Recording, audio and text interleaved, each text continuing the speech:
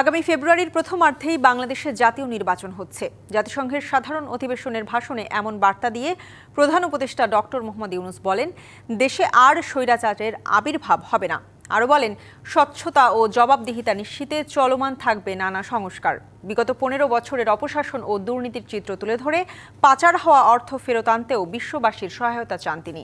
স্বাধীন ফিলিস্তিন রাষ্ট্র প্রতিষ্ঠার আহ্বান জানিয়ে রোহিঙ্গা সমস্যা সমাধানেরও তাগিদ দেন ডক্টর ইউনূস।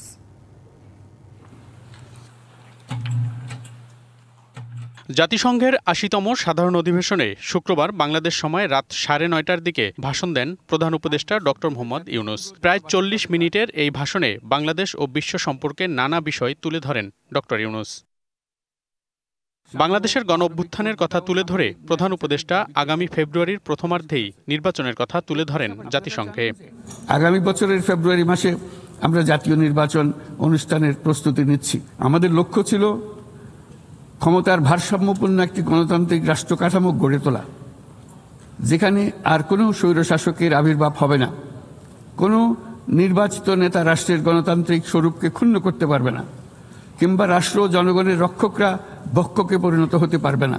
প্রধান উপদেষ্টা বলেন, স্বচ্ছতা ও জবাবদিহিতার জন্য সংস্কার চলমান থাকবে।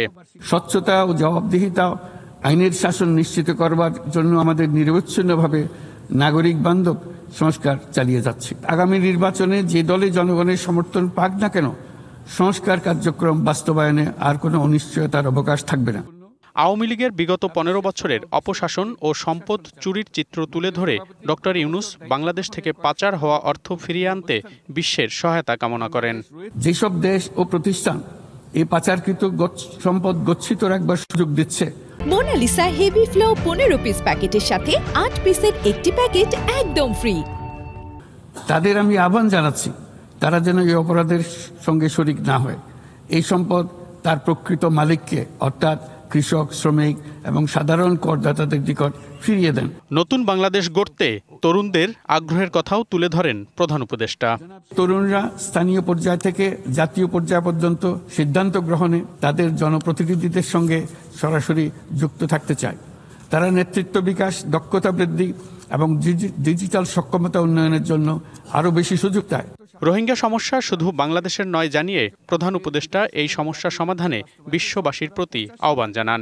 রাখাইনের সমস্যাগুলো চূড়ান্তভাবে রাজনৈতিক সমাধান করা দরকার, তবে এর জন্য রাখাইন অঞ্চলের সংশ্লিষ্ট সকল জাতিসত্তার অংশগ্রহণে এমন একটি বন্দোবস্ত প্রয়োজন যেন রোহিঙ্গারা সম অধিকার ও নাগরিকত্ব সহ সমাজের অংশ হতে পারে।